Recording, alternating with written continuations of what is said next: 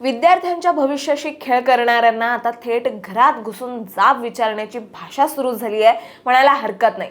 कारण महाराष्ट्राचे शिक्षण मंत्री दादा भुसे यांना काँग्रेसने चक्क अल्टिमेटम दिलाय। काय तर 7 दिवसात राजीनामा द्या, नाहीतर घरासमोर मोर्चा येणार। आता इथे प्रश्न असा आहे की फक्त राजकीय आगपाखडे की खरंच शिक्षण मंत्र्यांवर राजीनामा देण्याची वेळ आली आहे। मुळात हे नेमकं प्रकरण आहे तरी काय, आपण सगळं सविस्तर जाणून घेऊयात या व्हिडिओच्या माध्यमातून। दरम्यान चॅनलवर नवे आला असाल तर इकडे खाली दिसत असलेल्या सबस्क्राइब बटनवर लगेच क्लिक करा। तर सर्वप्रथम हे प्रकरण सुरू कुठून झालं तर तुम्हाला माहित असावं म्हणून सांगते, हा वाद आजचा नाहीये। गेल्या काही आठवड्यांपासून तो हळूहळू पेटत गेलाय। टीईटी परीक्षा म्हणजेच शिक्षक पात्रता परीक्षा पेपर फुटी हे या संपूर्ण गोंधळाचं मूळ कारण आहे। या पेपर फुटीमुळे लाखो विद्यार्थ्यांचं भवितव्य टांगणीला लागलं आणि यासाठी काँग्रेसने आक्रमक भूमिका घेतली आहे। ज्यात सुरुवातीला NSUI आणि युवक काँग्रेसने शिक्षण मंत्री भुसेंच्या शासकीय बंगल्यासमोर आंदोलन केलं।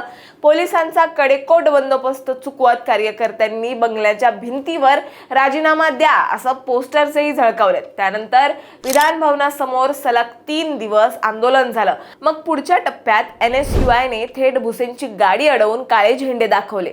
पेपर चोर सरकार हाय हाय अशा पद्धतीच्या घोषणा दिल्या गेल्या आणि त्यानंतर नुकतंच टिळक भवनात पत्रकार परिषद घेत काँग्रेसने भुसेंची एक प्रतिकात्मक गुणपत्रिका जाहीर केली, ज्यात त्यांना शिक्षण क्षेत्रातील अपयशावरून नापास ठरवण्यात आलंय। आणि याच पार्श्वभूमीवर आता हे प्रकरण नव्या टप्प्यावर येऊन पोहोचलंय।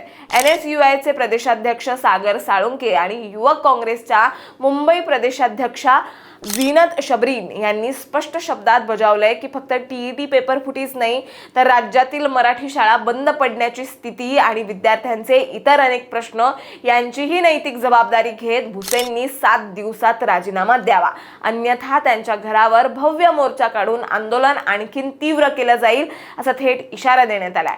परंतु या मुद्द्याची दुसरी बाजू देखील समजून घेणंही तितकंच महत्त्वाचं आहे। मराठी शाळा बंद पडण्याच्या मुद्द्यावर शिक्षण मंत्री भुसेंनी अलीकडेच एक दिलासादायक पाऊल उचललं होतं। कोकणातील दुर्गम डोंगराळ भागातील शाळांमध्ये पटसंख्या रोडावत असल्याने बंद पडण्याच्या मार्गावर असलेल्या शाळांसाठी पटसंख्येची अट शिथिल करण्याचा निर्णय त्यांनी उद्योग मंत्री उदय सामंत आणि इतर मंत्री आमदारांच्या उपस्थितीत घेतला। त्यामुळे सिंधुदुर्ग रत्नागिरीतील अनेक मराठी शाळा वाचणार आहेत। म्हणजेच काय तर एकीकडे विरोधक अपयश म्हणतात तर दुसरीकडे खुद्द मंत्र्यांनी काही उपाययोजनाही सुरू केल्यात। त्यामुळे हा विरोधाभास समजून घेणं तितकंच महत्त्वाचं आहे। पण प्रश्न असा आहे, फक्त एवढंच करून शिक्षण क्षेत्रातल्या त्रुटी सुधारणार आहेत का? पेपर फूट झाली आहे त्याचं काय? मराठी शाळांचं अस्तित्व धोक्यात आलंय त्याचं काय? असे अनेक प्रश्न या निमित्ताने उपस्थित होत आहेत। त्यामुळे आता पुढचे 7 दिवस निर्णायक ठरणार आहेत। तुम्हाला काय वाटतं, भुसे राजीनामा देणार की हे आंदोलन आणखीन चिघळणार? हे आम्हाला कमेंटमध्ये नक्की सांगा आणि अशाच माहितीपूर्वक व्हिडिओ बघण्यासाठी लगेचच सबस्क्राईब करा प्राईम टाइम महाराष्ट्रला।